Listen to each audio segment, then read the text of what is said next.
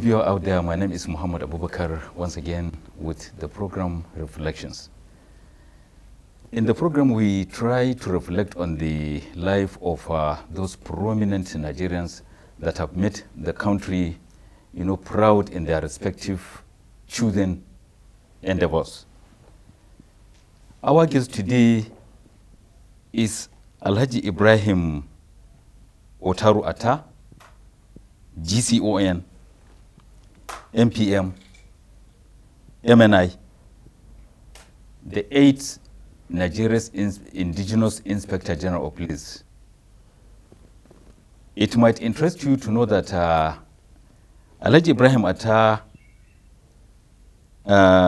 is from the famous Attah family in the present-day Kogi State. He is a product of two prestigious institutions that have produced notable figures in Nigeria.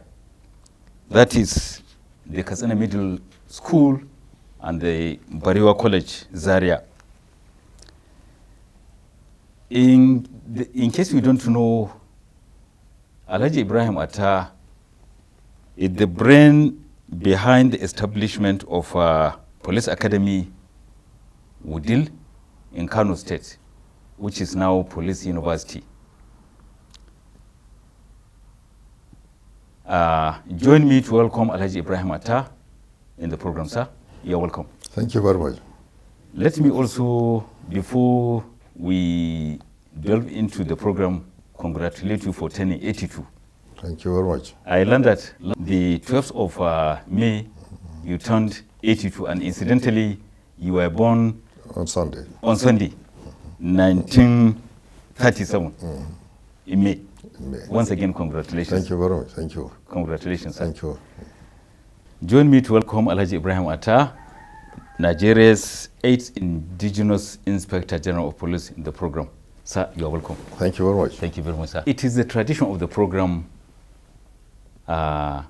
because I'm sure it is something the viewer will be very, very much interested to hear. Sir, what would the viewer know about your humble background? I'm from Kogi State, which was then Kaba province. And you'll be wondering why I got to Katsina, and I was in Katsina middle school, they call it then. Then it just became secondary school when I left Katsina. So I was brought up in two ruling houses. At the time of my birth, around that time, the Emir of Katsina then, Muhammad Diko, who was a good friend of my dad, visited him in Okene, and the two ruling houses became very, very strong, being together. When you say Duko, the great-grandfather of the present Emir of Katsina? He's a great-grandfather of the... When I was in Katsina, this very one was okay, there was a kid then. And so he came to Okene? He came to Okene. The great-grandfather came to Okene with the grandfather, that is the Nagogo, Usman Nagogo, and they stayed there. And gradually the friendship became solidified, and I happened to be sent to Emofkan later then, but then when I grew up, because that time when they came, I was a baby, I was told, I don't know. So I was sent to Katsina to the Emir's house, Emir's palace, Emir of Katsina, by then Nagogo. So I stayed there for some years, after about 3 years. From there, I went to Government College, Zaria, which became a Bariwa College. I was having taken the exam and passed, so I went there. So it is correct to say that my upbringing is as a result of two royal families from different parts of the country. Yes. So how was life in Katsina? Because you are used to life in Okene, and suddenly you found yourself... Well, it's funny if I tell the beginning. When I left Okene and I was handed over to the Emir of Katsina, then it was during the day. So by evening, there was meal They brought something there. I said, what is this? They said, oh, this is food. We're going to eat. Then Hassan was there, General Hassan. General Hassan, General Hassan. He was also in Bariwa then he came home. So they brought the food, and I saw how they were eating it. I said, I'm not going to eat this. So Hassan said, no, you like it. I said, oh, I don't know how to eat it. It's all right. So cut it like this. I did it. Do it like this. So Hassan taught me how to eat tuwo. And funny enough, today, my best meal is tuwo and miyan kuka. So your sojourn in Katsina has impacted heavily on the type of food. Of course, the type of food I eat. And even you speak Hausa very fluently. I see. It's something you learned also from there in the palace in secondary school. You know, in secondary school you live with the students and so on. Just when I was about to leave, a year before, then the president came to middle school Katsina. By then he was known as Leko Daura. Which president? Our president of the country, Nigeria president, Buhari. He was known then as Leko Daura. Then I was asking, what is that name? Leko, what is it? So they told me that if you are number somebody in the family, the Fulani name, they give you that name, Leko. So I don't know whether the fourth is the children of that. So I said, I see it. But he didn't know me. I just saw him and said, the name fascinated me. I said, what is this? That's what they told me. Otherwise, I said, good. I was there, and like the Katsina people became very good family, one family. And not I alone just going. My senior sister, who was in a secondary school, was married to MD Yusuf's father. So MD Yusuf, till he died, he took our palace as part of his.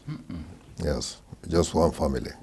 After the completion of the middle school, I'm sure the viewer will also like to hear the next move you made. Yeah, I did not complete the middle school. I took exam to go to Barewa because I've had that name for long.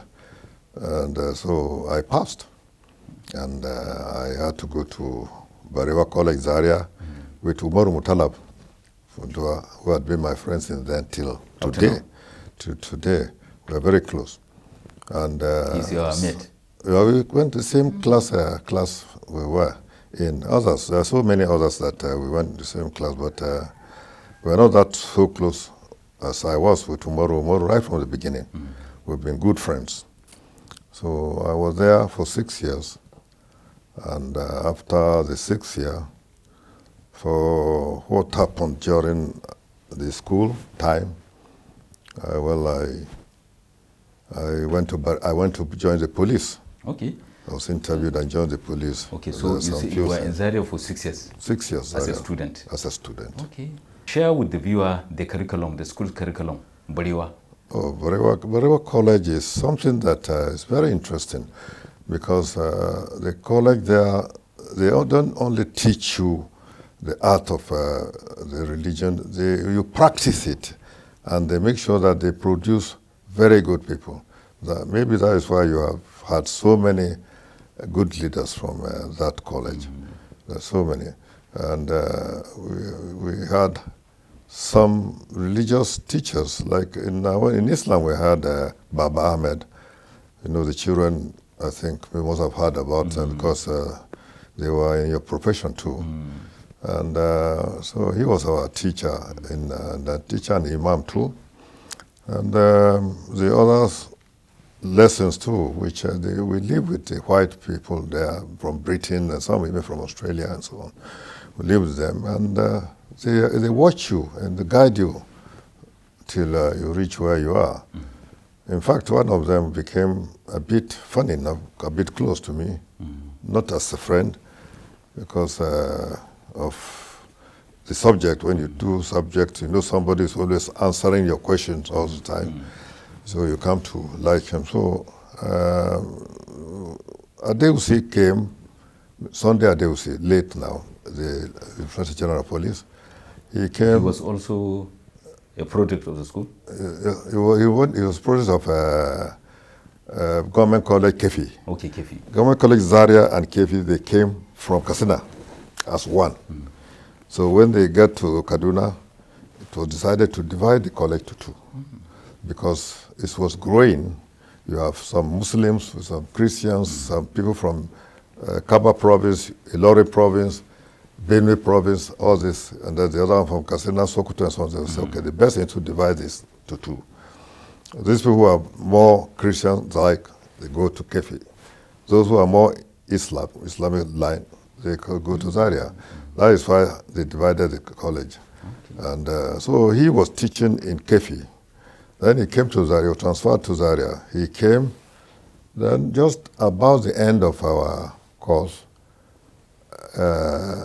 Adeusi, being promoted to officer, drove in one Mercedes. The Mercedes then, a bit just, not this long one. So he drove that Mercedes to the college. Everybody was looking, who is this? Then he went to the teacher. Then after they finished, the teacher came to us. He said, oh, you see that boy? I said, oh, yes. 3 years ago, I was with him in my school. I was his teacher. But now, see him, he's joined the police. He's come to see me with a bigger vehicle, Mercedes, and this. He said, wow. So he said, you were watching them? Every one of us. As a student? Student. That's our almost last year or something, last year. And, so I became interested, although we were all thinking of... So, which means he's coming to the school to marked the beginning of your interest in the... One of the, part of it, yeah, part of it. But as a school cadet, because in school there's cadet something too, mostly military cadet. I was a member, and most of us had thought of either becoming a soldier. Initially, most of us, because Gowan, I met Gowan for 3 months in our compound, Downhauser compound. He was ahead of you? It was, by far. He's finished, but just the last 3 months preparation to go to Sandhurst. Wow. So they said, oh, this man, he was our vice captain. He's going to Barewa. He's going to Barewa he's going to Sandhurst as a military officer. So I became interested. So thought of that, but later on, gradually again, I changed to police because of certain things. Okay. Barewa College was a boarding school as well? Boarding school, yes. It was, which means discipline then was... very high. Very, very high? Very high, very high. And bullying too? The stronger... very high, students. but you don't bully so much. I don't bully so much. You only try, you control, make sure that they follow the rules in the college, because I happen to be a house captain. Before you were made house captain, were you ever a victim of bullying? I doubt whether I've had anything like that, I doubt. No. But everything in the school was okay for you? It was okay. It was okay. The discipline, the curriculum, the discipline, extracurricular everything is quite different from what it is now. You met a lot of friends? Of course, from all over? Met all over the country, over the country. You still relate, like you said, with some of them? Of course. Like Omar Mutalab and... Omar Mutalab is there's Abubakar Bakari is also for some time. We have not been talking, but anytime we meet, we still behave like it was yesteryear. And quite a good number of Barewa people and so on. After the completion of your education, Barewa College, earlier you told the viewer that you had developed interest in joining the police. Okay, so what more? Well, I've told you about meeting somebody, Gowan, who was in our compound. He joined the army and so on. And then I became more interested in police because of the Adeusi story. So a colleague of mine, Umaru Shinkafi, you know him very well, he's late now. Shinkafi was in our compound, and then he was a year ahead of me. So when he joined the police, then during their interactions with the lecturers and so on, he told them that, there's a very good athlete in his compound. He's interested in the police. So that is why they sent an officer, Mr. Area Avian from Benin, an officer, to come and watch us during the sports day, when we were having our annual sports. He watched and reported to them. And suddenly they sent a letter also of invitation to come for interview. How many of you? I think then 2-3 of us from Barewa attended the interview. Others from Kano, late Ibrahim, he died not a few years ago, and quite a number of us went for the interview. And luckily, I was through by the name, A. I started with A. I should have been number one on that, but when they saw that Ibrahim was too big, and so on, so they said, okay, it's your luck. You, Ibrahim, you go and join the class ahead of you. He went to join the class ahead of him was that of Alhaji Gambo Jimeta. The IG I took over from. Okay. So he joined them. I stayed behind later on, after about 6 years. Then after 6 years, the police training of the police training they were having, we were sent to go and join them. But because it was people were chasing to get the best from each school, so they said if they let us go, maybe we'll not come back again to police. So decided to create a class for us in Kaduna, kept us there for this. Then we had time to be doing sports, athletics, and so on. Probably that also made me more to get further interest in sports and sports, which I introduced to police very well. Maybe during my time, you remember they had Attah Babe then. The football games, the team then, that turned out to be the first the team for Nigeria, women team by then, winning one. Well, fortunately, very many of them died in a motor accident. How was the police training? Because you earlier told the viewer that while Bariwa College, you were very, very active in sporting activities. So that probably must have helped you in the rigors of the training you were to undergo. Yeah. In fact, that time we were still not yet an independent country. And then that time when they came, they had quite a number of these Europeans and so on, who were the head of the police force. And they were interested in athletics, all sorts of forms of sports. So when you go there, you are subjected to take part in most of these forms, games and so on. So that is their interest. You go about hunting for good people in sports, bring them together, and let them practice while they are there and improve on that. So that is what it is. So apart from the police discipline they teach you, that is marching left and right and small law too, they are also interested in athletics, sports, games, and so on. So they make sure that they pick the best from all the secondary schools in the country. But in the north, mostly they pick from Plateau. They had the runners like Jem Palm then, who was very good athlete. Long distance runner. Long distance runner. They picked them from that school. Damboi, who was very good in throwing of javelin. And so all these people were picked from all over the north and so on, who were picked and then met in one place, practice and perfect on it and become very good. And the country then became so interested because it was in sports and leading also in West African Games. Okay, what was the duration of the training?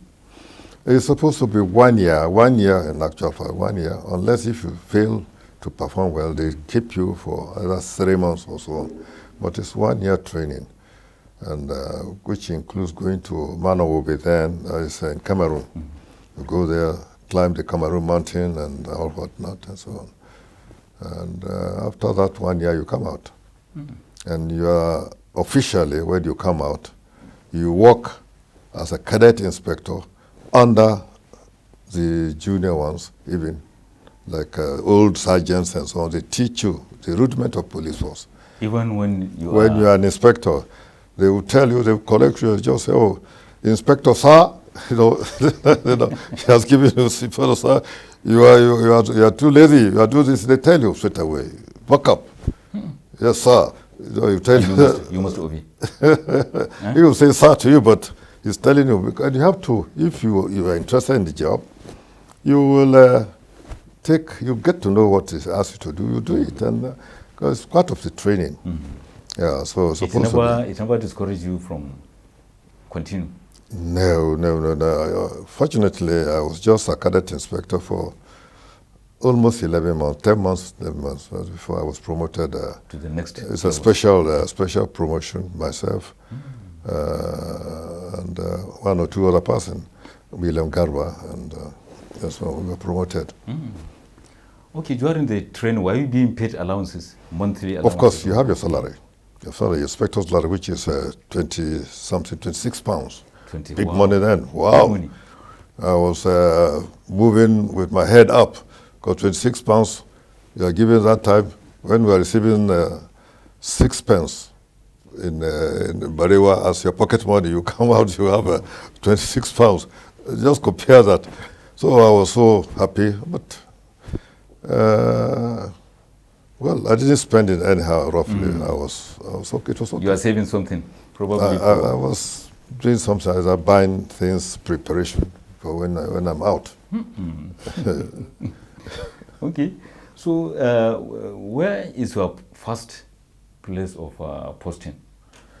Oh, when we finished, I was sent to Kano. I was sent to Kano because I came to Kaduna. I was sent to Kaduna. Kaduna posted me to Kano. What it is, they send you to Kaduna, Northern Region, the commissioner is there. The commissioner interviews you and sends you to a place of his own choice. So you started with Kano? With Kano. I was there for almost how many months? Not after a year, as long as I've told you. Got my commendations, Inspector General's commendation and everything in Kano. Then I was promoted, extraordinarily promoted. Less than 1 year. Supposed to be there for 3 years. Less than 1 year, I became ASP and sent to Yola. For you to have received a commendation from the Inspector General of Police means you must have worked extraordinarily hard that time. What can you remember? In that time, in Kano, they had these cases of breaking shop or houses and stealing and so on. Then the commissioner in charge of Kano then, he was Assistant Commissioner, because Kano province was big, so as Assistant Commissioner, decided to form a squad, suspect squad they call it. So I was asked to head that squad and sent to any police headquarters, Kano. Gave me my office there. They gave me one sergeant and 1 or 2 sergeants. One of them I remember very well, Bello, Sergeant Bello Hadeja. I'll never forget that old man. Never forget him. He was so helpful. Hadeja. He helped me through for my, scale through for that fast promotion. Okay. Mahe was there too. Mahe, who became chief of police and then police. When you became Inspector General, when you eventually became Inspector General of Nigeria, did you remember Bello? I've been mentioning, but unfortunately, there's nothing much I can do because he kicked pocket. He died. Although I still, my book is there. I put him there, Bello Hadeja, what he did, because there was a case that happened. Robbers went to the house and break through, stole certain things from the chief superior of police, an Englishman. Chief of police. He said he's not bothered with what was stolen. It was only after a clock which was handed over to his father and his father to him from his grandfather. Clock like that. Said, well, we should look for it. So Bello Hadeja said, Yaro, let's go. So we went. He looked at it and saw said, look. Then he mentioned 3 names. I still remember that. 3 names, A, B, C, D. As possible as suspects? Suspects. I said, what about so-so person? They say, this man is still in prison. Okay. Well, this one is, he came out here last month. What was this man? He's been out for about two months ago. Say, all right, let's go and pick them. And we picked them. One of them was the one he admitted. That he did it and so on. Took us to where he buried the clock and other things. We removed it and brought it to this white man, this British officer. He was overjoyed. He was overjoyed, so happy that they brought what was stolen just few days ago. He has seen it back again from his great-grandfather or something like that. So he was so happy, and he decided to put up the report to the Commissioner of Police in Kaduna, who felt this is very high something. Should send it to the IG. They sent it to the IG. IG said yes. They gave me Inspector General of Police a commendation for that job, which was done, extra job. Okay, sir, can you remember that incident happened? I went to Kano 1961. I think 61. It was around 61. 1961.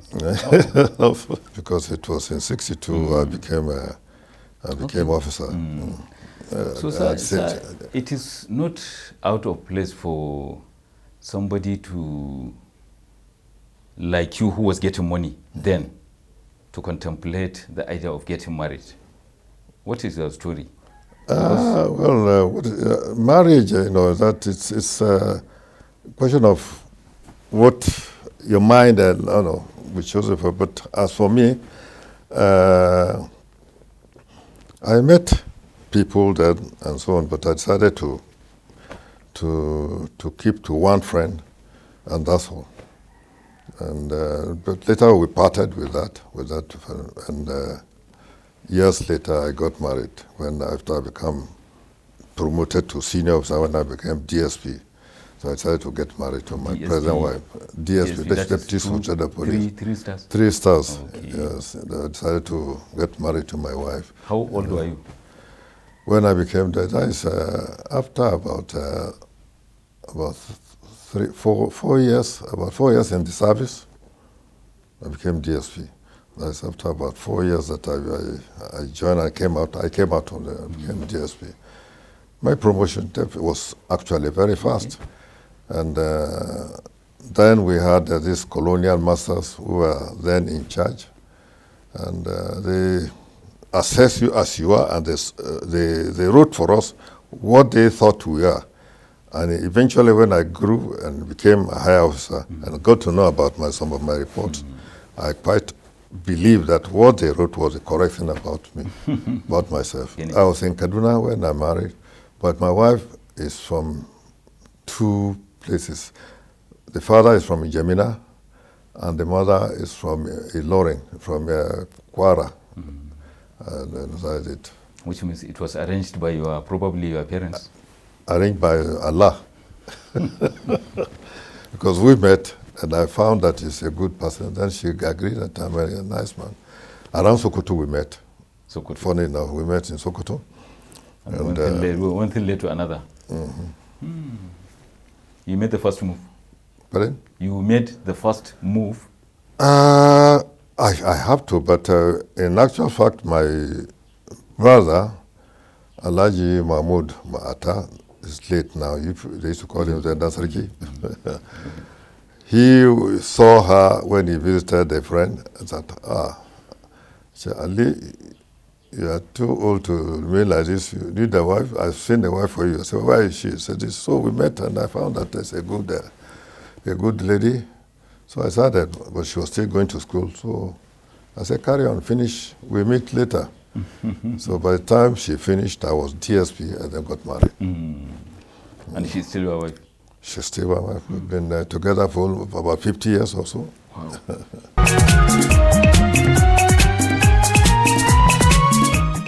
If you are just joining the program, it is Reflections. And our guest is Nigeria's 8th Indigenous Inspector General of Police, Alhaji Ibrahim Attah, GCON. Sir, before the break, I wanted to ask you about where you worked or you served in the course of your job.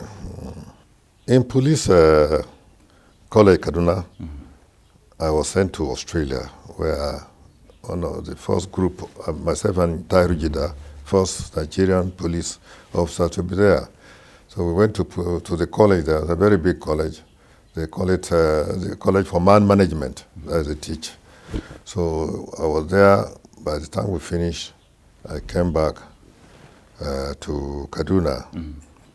And so it was in these places I've got to know so many things about human beings.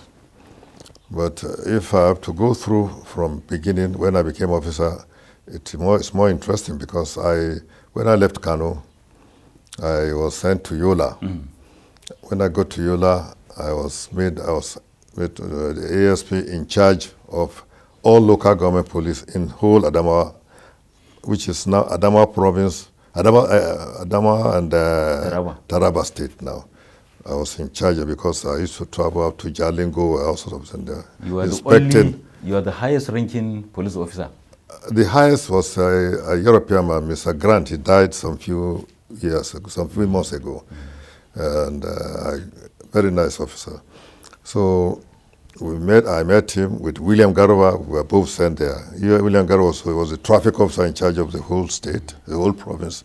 And I was advisor, local government police of the whole state. So I will go inspect them, correct them, and write my report. So as soon as I got there, there was a report of a very, very interesting case.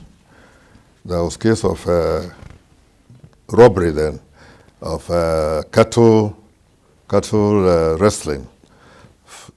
One man known as Audu Dogo. It's a very popular. So cattle wrestling is. It has been on for long, yes.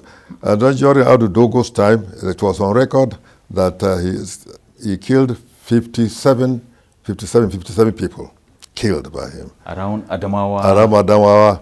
And then he was moved from Adamawa and part of the other Borno state, because up to that area, they were still there and take the cattle, crossed Cameroon to Burkina Faso. They go to Burkina Faso, I think. I went there with my men, very few of us then. How many? How many? Okay. About 6 of us. Just 6? 6 of us. Wow. All armed and so on. Went to Yola and moving all over. So I got to Mubi. I traced him to Mubi. They said, oh, I should go to a certain area. So I decided to go to Sadi. I've been moving around for weeks. Searching for information. Searching for him. Then suddenly I said, this fellow, we better change tactics. Let us be lecturing the people, go to market, get the people, talk to them, and so on. He said, look, this man, he's disturbing you. He's alone, or 2, 3, or 4, either 4 of them.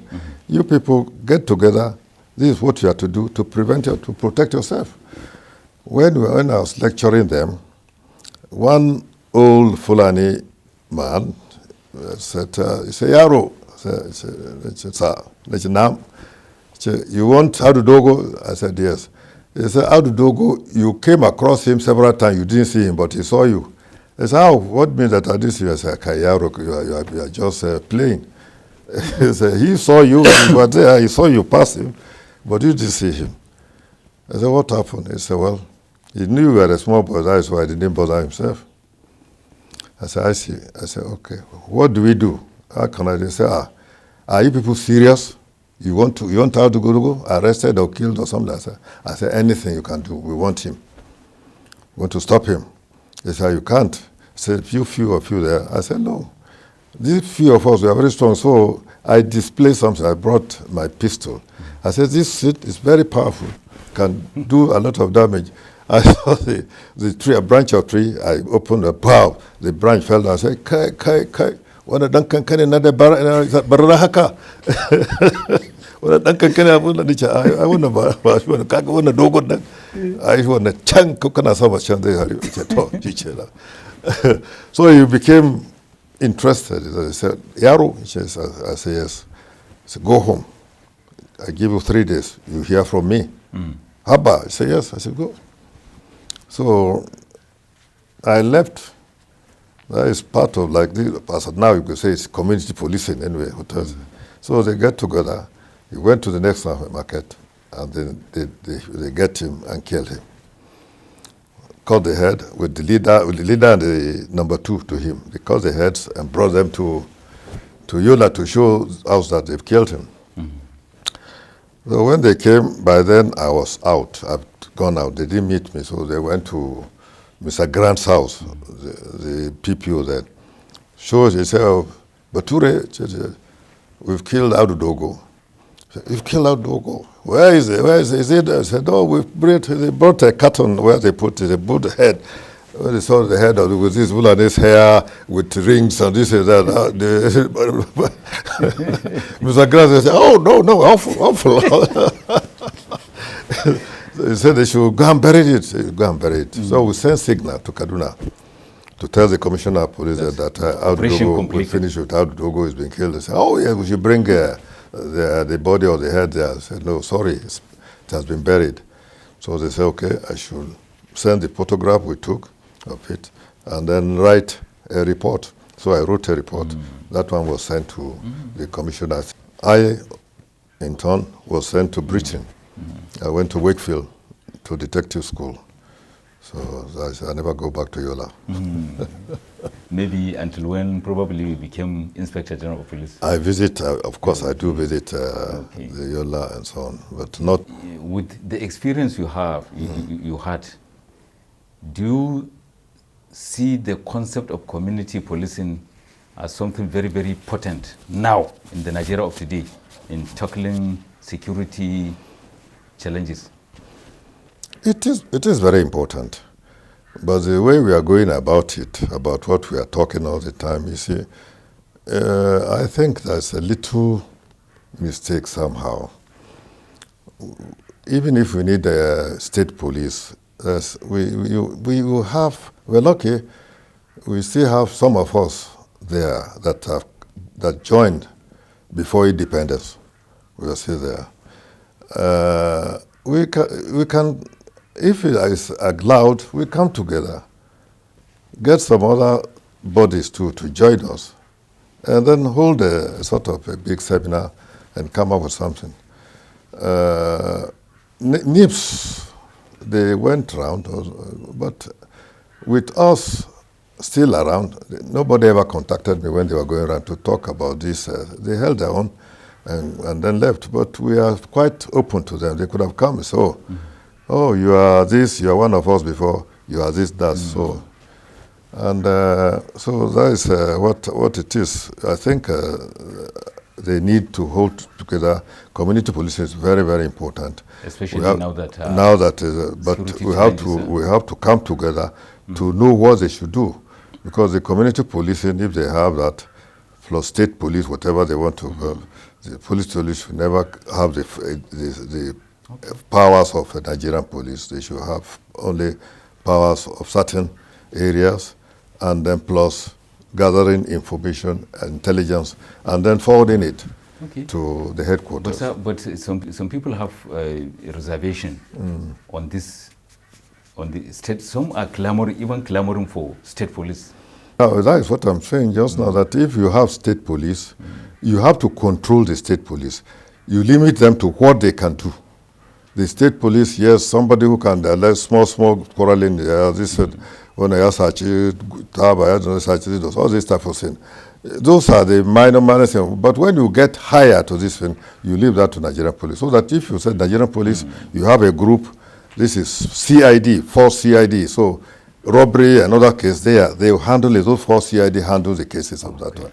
Then if there is a riot and they said, you bring mobile there to handle it. We have mobile before, they came for something else, but now we are misusing them. They are now found as oddlies here and there. It's never done. my time, I would never allow mobile to be going about doing update to ABCD. You know, I may select mobile men for the houses of the president or governors, but not to be going to everybody. No. But sir, you still have influence in the in this. I mean, not only in the police in Nigeria. Have you ever tried to advise against such a practice, where police are, you know? When we have the opportunity, we do. Okay. Let me take you back, sir. Your appointment as Inspector General of Police, the 8th Indigenous Inspector General of Police, were you aware that something like that was coming your way? Which one? You becoming the Inspector General of Police? No, I didn't. I was the AIG Zone 2. You know, they created, in those days, you meet and find out what do we do to do this and to stop this. Then they created the 8 zones. I happened to be officer in charge of Zone 2, that is Lagos, the whole of Western region and so on. And go to Lagos and come back. My assignment that every weekend I must be in Lagos, make sure that Lagos is calm, and go back to Abeokuta. Okay, from Abeokuta. Abeokuta. So every then, when I just finished with Lagos, on Monday, went to Abeokuta. As I was getting ready to come, just having breakfast to come, telephone rang, and my boy picked it. Oh, this is from the IG. So I got it. So Salaji Gambo. I said, Leo, I said, sir, I want you in my office now. Sir, I said, I just come back to Abeokuta from anything. He said, just come. Hope nothing has happened. I said, just come. I said, aha, all right. So I quickly entered. Getting to the office, I saw him, he was packing already. Then I let him say, Leo, congratulations. I said, congratulations. What is it? Anything for me? I said, you announce the IG, come and sit down. I said, Rankedi, our joke in those days is different, it's apart now. Tell me the truth, are you joking? Because we all in Yola and everything, we were always together. He said, no, it's true. I'm packing, you are the IG. Myself, I said, I don't believe it. I said, you are IG. I said, okay, I am IG. I take, all right, I'm IG. Then, and so it's all right. Go to your house now. Don't go back to the office. Go to your house. Don't allow anybody to interview you. Nothing at all until after 4 or 5 when you hear from us. I said, hear from us. What is it? I didn't know. So at 4 o'clock, the news. You know, 4 o'clock news in those days. Very important. If you are sacked or if you are not. So at 4 o'clock, I just hear we've got a new Inspector General of Police has just been appointed. He is Alaji Aliu Attah. I said, no. I was looking at myself. I said, how is this? That's how it is. It came. I was IG. When you reflect back in your career as a police officer, what would you have done differently? If I had to go back, yes. Then, wow. As far as I could remember, and as far as I'm concerned, I always involved my officers, the one I know, intelligent ones. I said, this is what I want to do. Let's discuss. We discuss. And then that is what I normally do. There are so many things I've done that I can't say I'm going to change it now, because I was on the right path. Looking at the Nigerian police, is the police overwhelmed? Looking at the serious security challenges we have here and there. So many things were brought in. During the time I first came in, I don't think we have the legislators, senators. We don't even have what as it is now. And then the population too is grown more than 2-3 times what it was before. So the police force we have is not enough, and not enough. The people we have now, they have been overworked. They are using them for something that they should not use them for. mobile men, as far as I'm concerned, should not be used for orderlies and also. They should do the work they are sent for, because the people who trained them, who came and trained them, were sent to Malaysia. There they trained and came back and set up the mobile squad, and they were very useful, very, very useful. But now you can't use them for anything because there are too few. Majority of them are orderlies here and there, left and right, so which is very wrong. If you want orderly, you have to train people as an orderly or BG. That's all. In Britain, you never see British Prime Minister going about with police. No, he has his BG. That one man is in suit. His BG. He has everything with him. That's all. So the police do their work, and you get orderly for somebody through certain training. Sir, I read in your CV that you pioneered the establishment of what we presently have as Nigeria Police Microfinance Bank. Mm-hmm. What influenced your decision as Inspector General of Police then to come up with this idea?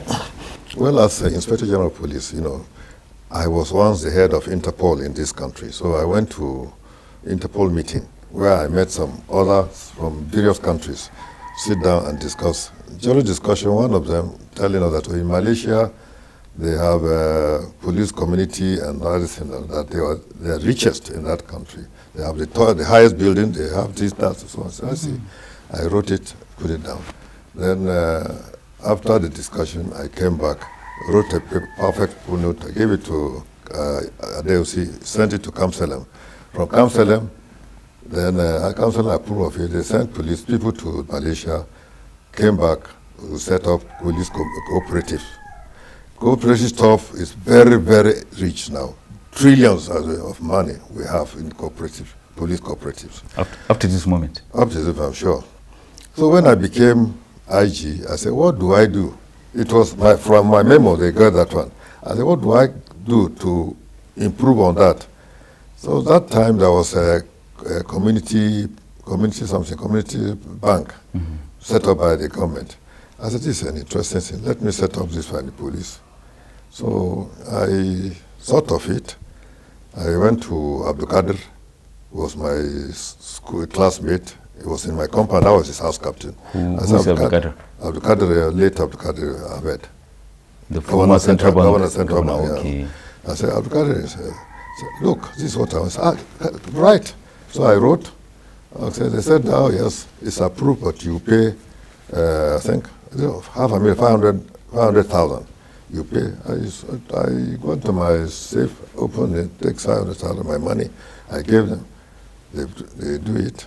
They approve of it. Then I called my works officer. I said, well, I want you to do savings. He did some savings. I was, okay, I want a bank in this form. And he did it from our saving.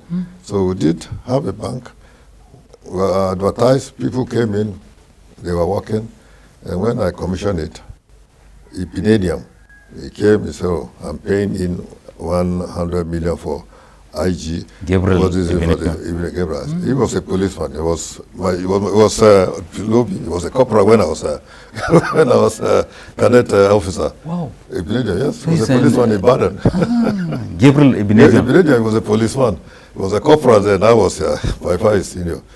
So he paid certain money for IG, safe was a senior officer. I said, this money, put it there. Nobody will take cover from it. It's meant for operation. So we use it. That's what we are using to pay workers and all this and so on. Then by the time I left, I came out, I tried to be there as a chairman to make sure that it works. I was chairman for some years. How does the Interpol, how does it work? Interpol, what is a sort of several countries forming together after the World War. They decided that there are so many crimes committed and somebody who jumped to another country and so on. So they take themselves safe. They are not to be prosecuted against. So they decided to form Interpol. It was a good one, and Nigeria decided to be a member when we became independent. Okay. So we became member of that organization. That is what it is. Interpol, if you commit any offense, you run to any country, Interpol will get you back from that country, whether you like it or not. In those days or up to now? Up to now. Up to now. Okay. Unless you don't do it the normal way. If you pass it through, you go to court. They do it in a way, you go to court. Court will issue order of arrest. Once court issue order of arrest for certain offense, that offense and this, you send it to headquarters of Interpol in Paris. Send it to, then Paris will contact all the countries, because we're all members. Any independent countries must be a member because you want to catch your criminals. So that is it, and they'll send that into them, and that's how they get there.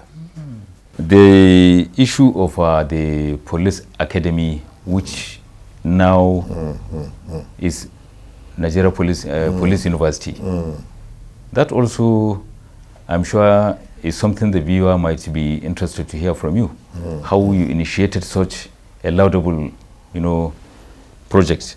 I think the initiation initially, since he was the IG there when it was discussed, was Alhaji Gambo. So, but I was the one when they were building. I was around, going to check and make sure this and posting of people, cross-checking and make sure they're doing the correct thing. Because I've been in training institution of police for 10 years. I spent 3 years in Ikeja Police College. I spent more than 3 in Police College Kaduna, and then I ended up in a staff college as the commandant of the highest institution where we train graduates. So I was there. So I was in training institute for long. So I was able to impart that what I have gathered over there. So I went to I make sure that it works well, posting the right person there, advising him until I left. Yes. So has any of your children taken up to the police job? No. No. That is surprising. I don't know why they don't like, but I think it's not been too good for the police itself. So that is why I hardly have seen one of us, myself, Ibrahim Kumasi, or even MD Yusuf, or I haven't seen mostly some of that. Is why I think people were not happy. That's it, maybe. That's what I would say. Because what is happening now, I'm not happy too. What is happening, seeing police, and sometimes I don't want people to know that I'm a policeman, and I was a policeman. Because it's not this, the thing is just on a nose dive. Every day people criticize the police. The system. You feel touched by that? Of course, I was touched all the time. The best thing is question of this the nation should come together, call all of us together and say, let's think of how can you rejuvenate the police. That is what is good. You have to rejuvenate it, by a special conference, meet together, and then talk on how it can be done. Maybe somebody who retires commissioner of police there knows better than I what is good. So when I come back and add my own to it, so if we meet like this 2, 3, 4, 5 times, in the end we'll have a perfect police force. It was from this country, Oyakilome, and this one, Mr. Hussein. Mr. Hussein and Oyakilome, from this country they were sent to Grenada to go and retrain them. Because Grenada was trained, was under British, and then the country became crashed down more than what it is now in Nigeria. And these people were sent there, they retrained them, and it became a very great country police-wise. They were there. Yakulome is still alive. What he did then, he can come and during the meeting, we meet and come together. I see our colleagues who are in college with me, still alive. They retire as AIG or whatever it is. So we were in police colleges together. We come together and think of what we should do to bring the police to better standard. Okay. So some people are making a case for a minister to be appointed purposely for police affairs. What is your candid opinion on that? That is the right one, the right thing. When the British government handed over to us the Ministry of Police Affairs, and they under one minister, Olaruwaju, and was operating from Prime Minister's office. Why don't you have police, a minister to be operating from Mr. President's office? Because if there's anything, the president can quickly reach him and so on. And then he's police affairs minister alone. But this one, we are so many. Which one will the minister attend to first? Is it custom, immigration, or is it so many? Civil defense. So it's crucial that the police is something that dictates on security of a nation. The security of a nation should be very close to Mr. President. Or it was Prime Minister then, but now it's President. And so it should be very close. I'm sure if we find out from other countries, they'll tell you about the same. Okay. The same. Because if you go to Obalende now and see the barracks there, see the barracks in Obalende, they're useless. Useless barracks. Dirty, no police, good police barracks now. Sir, at 82, you are not looking 82. How is your day, typical day of yours looking? If I wake up in the morning, there's a little exercise. Exercise the body, get the body together. And so that's I always, before I bath, take my bath, I do some little bedroom exercise. That's all. Okay. Sir, it's a pleasure having you as guest on the program. Thank you very much. Thank you very much for finding time to be with us. Thank you. Thank you. Yeah. Thank you, sir. Okay, thank you very much, sir. That was Alhaji Ibrahim Attah, GCON, the 8th Nigeria's Indigenous Inspector General of Police, talking to us in the last almost an hour. I'm sure the time wasted watching is worth the while. On behalf of the guest and the entire crew that made it possible for you to be with us, I remain yours, Muhammad Abubakar, saying, make it a date with us sometime next week for another episode. Thank you.